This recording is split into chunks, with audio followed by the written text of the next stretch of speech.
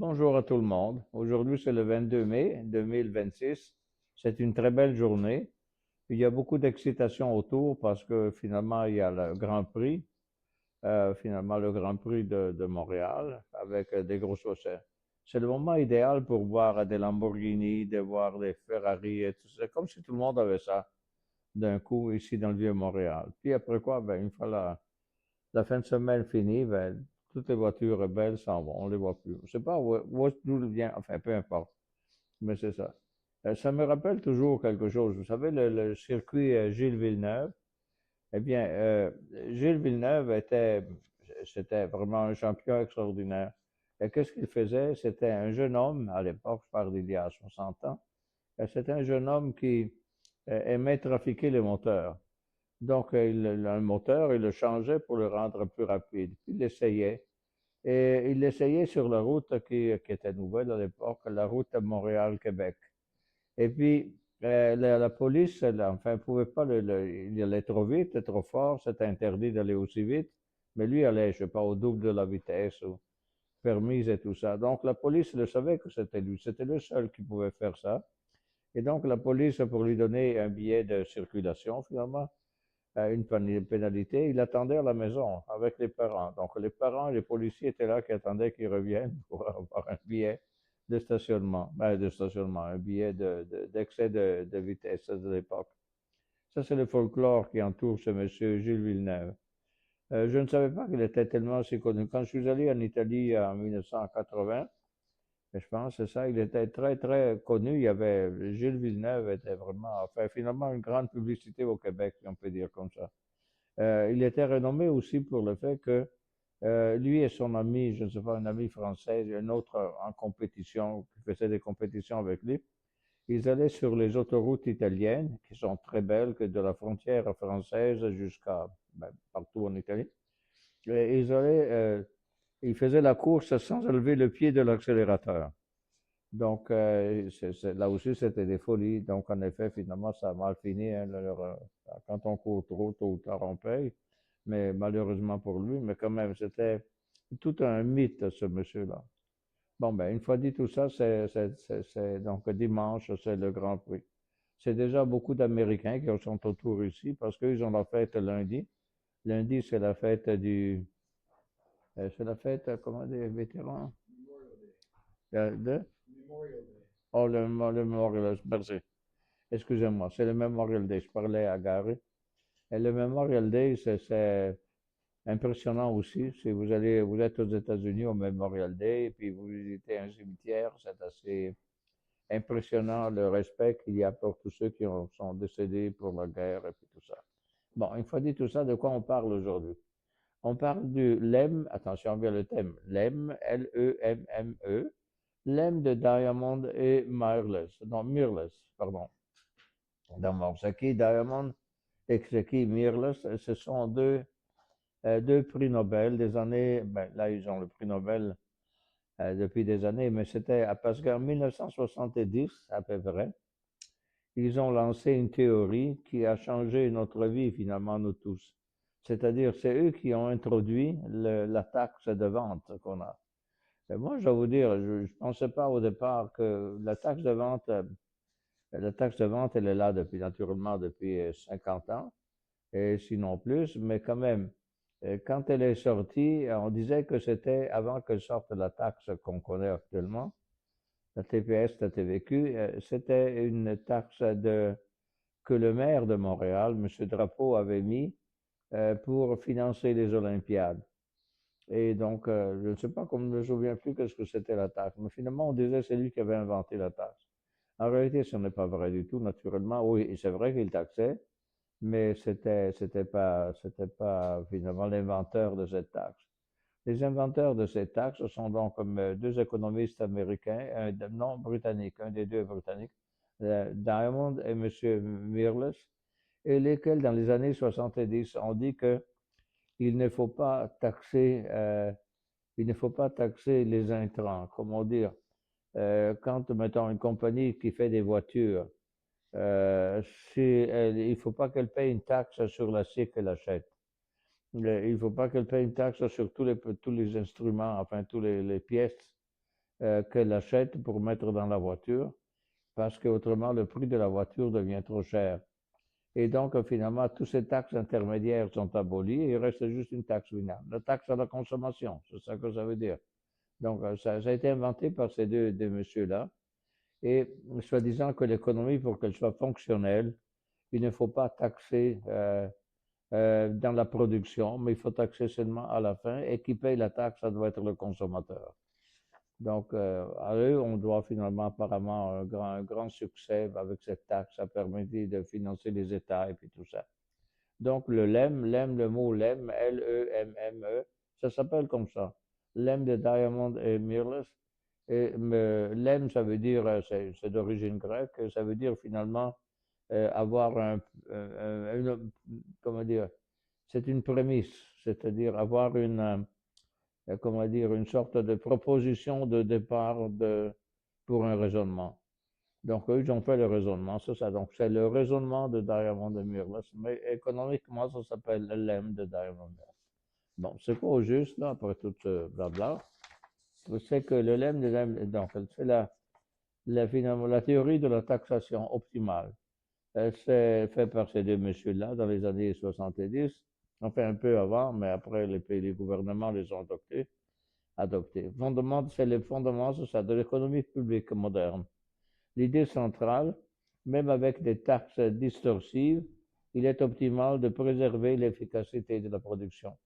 Finalement, le but, c'est, quand on produit quelque chose, il faut que ce soit efficace et qu'on ne perde pas, que ça ne coûte pas plus que ça devra coûter pour le marchandise ou l'emploi et tout ça. Et donc, c'est ça l'idée. Donc, on taxe à la fin. Une fois que le produit est fait, ben, le consommateur le veut, il paye pour la taxe. Donc, contexte historique, le problème de la taxation optimale. Question fondamentale, comment financer l'État? Quel impôt minimise la perte d'efficacité? Parce que justement, si on taxe à tous les passages de production, finalement, on perd l'efficacité. Les gens, ça finit par coûter trop cher et puis tout ça. Donc, peut-on taxer les entreprises efficacement? Oui. Donc, c'est dans les années 1970, c'est ces deux messieurs-là. Donc, remise en question des taxes sur les intrants. Les intrants sont finalement toutes les pièces, mettons, si on parle d'une voiture, les taxes, quand la compagnie qui fait le montage de la voiture achète des pièces à l'extérieur et il payerait des taxes là-dessus. Bon, ça c'est des intrants. Donc, remise en question des taxes sur les intrants, développement de la théorie moderne de l'optimal taxation et contribution majeure. Ce sont ces deux messieurs-là, donc, qui démontrent qu'il ne faut pas créer d'inefficacité dans la production. C'est ça le truc, là, de la beauté. Il ne faut pas créer d'inefficacité dans la production. Donc, ça devient inefficace s'il y a des taxes intermédiaires. C'est ça que je veux dire. Donc, l'énoncé simplifié. Dans une économie avec concurrence parfaite, fiscalité optimale, gouvernement cherchant à maximiser le bien-être social, mettons l'Amérique du Nord, et il est optimal de maintenir l'efficacité productive. C'est-à-dire, quand on produit un bien, il faut que ça soit efficace selon les règles d'économie. Autrement dit, les entreprises doivent produire sur la frontière de production efficiente et il ne faut pas taxer les intrants intermédiaires. Donc, finalement, l'intuition économique dans tout ça, c'est pourquoi une taxe sur les intrants, c'est-à-dire sur les étapes de production, augmente artificiellement les coûts, réduit la productivité, crée des distorsions en cascade. Alors qu'une taxe finale sur la consommation perturbe moins la structure productive, permet une allocation plus efficace des ressources, et l'idée clé, taxer la consommation est moins coûteux socialement que perturber la production. Notez, on taxe la consommation pour ne pas perturber la production comme frais. Donc, il y a aussi un exemple en dollars US, taxe inefficace sur un intrant. Un exemple de l'inefficacité de la taxe sur l'intrant. Donc, supposons, l'acier, c'est l'intrant. Taxe de 20% sur l'acier. Entreprise automobile américaine Avant la taxe, le coût de la voiture est 30 000 dollars US. Euh, L'effet, c'est une hausse artificielle des prix, baisse de la production et une efficacité économique. Pourquoi? Parce que la voiture vient coûter 34 000 dollars. Finalement, si on taxe l'acier avant d'avoir produit la voiture, après ce coût d'augmentation de 20% de l'acier, et finalement, ça se traduit une augmentation de la voiture de 30 000 à 34 000. Et ça, naturellement, donc c'est une hausse artificielle des prix, baisse de la production, une efficacité économique. Quelle est l'alternative préférable? Ben, c'est le taxer directement la consommation. Et c'est pour ça que quand on achète quelque chose, on a une taxe à payer. Et finalement, la relation avec la taxe de la valeur ajoutée, c'est-à-dire la TVA, taxe de consommation finale, rembourse les taxes intermédiaires. Ainsi, les intrants productifs ne sont pas pénalisés, l'efficacité productive est préservée. Comme par exemple, nous, on a dans notre travail, c'est un service qu'on offre de gestion de portefeuille, et le client est taxé. C'est nous qu'on collecte les taxes qu'on doit remettre au gouvernement tous les 3 mois, je crois. Et voilà, les systèmes TVA modernes, les crédits de taxes sont sans intrants. Si je continue sur le même sujet, les domaines d'application, le LEM, donc de ce monsieur-là, influence la fiscalité internationale, donc la taxe sur la valeur ajoutée, la taxe carbone, commerce international, taxation des entreprises, politique industrielle, enfin, ça s'applique à tout finalement. Exemple contemporain, éviter les taxes cumulatives sur les chaînes d'approvisionnement et les droits de douane sur composantes intermédiaires. Là, on se pose la question, finalement, M. Trump a augmenté, finalement, il a mis des tarifs. C'est quoi ces tarifs-là? Est-ce que c'est une taxe ajoutée? Oui, c'est ça, c'est une taxe ajoutée. Mettons la montre suisse qui est taxée beaucoup à présent, je crois, au moins aux États-Unis, par M. Trump. Donc, elle arrive à un certain prix, puis il y a un prix additionnel. Enfin, c'est une sorte de taxe de valeur ajoutée qui s'ajoute. C'est ça, ces taxes-là. Donc, hypothèse parfois irréaliste. Le LEM, donc suppose concurrence parfaite, information parfaite, absence d'externalité, marché complet, mais dans la réalité, il y a des monopoles, il y a la pollution, il y a des asymétries d'information, il y a des rigidités sectorielles. Finalement, c'est pas vrai qu'on peut appliquer ça d'une façon efficace à 100%, mais malgré ces contraintes-là, la taxe est là et ça sert donc à éviter que quand on produit quelque chose, on paye des taxes intermédiaires pour les produits qu'on utilise. L'importance du LEM. Le travail de ce monsieur-là, donc, finalement, est devenu central, vraiment, pour l'économie publique, pour la finance publique, pour la politique fiscale moderne. Et le LEM influence encore aujourd'hui, naturellement, le CDE. Vous savez, le CDE, c'est l'Organisation pour le développement économique, finalement, du monde. Il y a, je pense, 38 pays qui sont partis de ce monde. Mais c'est quoi ce OCDE? C'est un organisme qui est à Paris, je crois, oui. Et l'OCDE, finalement, se préoccupe du développement du monde entier, finalement. Et il est né à l'époque quand la Deuxième Guerre mondiale, finalement, est terminée. L'Europe a été détruite en bonne partie. Donc, les Américains ont fait ce qu'on appelle un plan Marshall.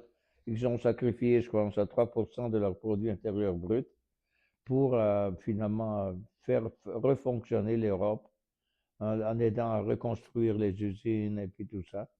Et ça vient de là, cette OCDE.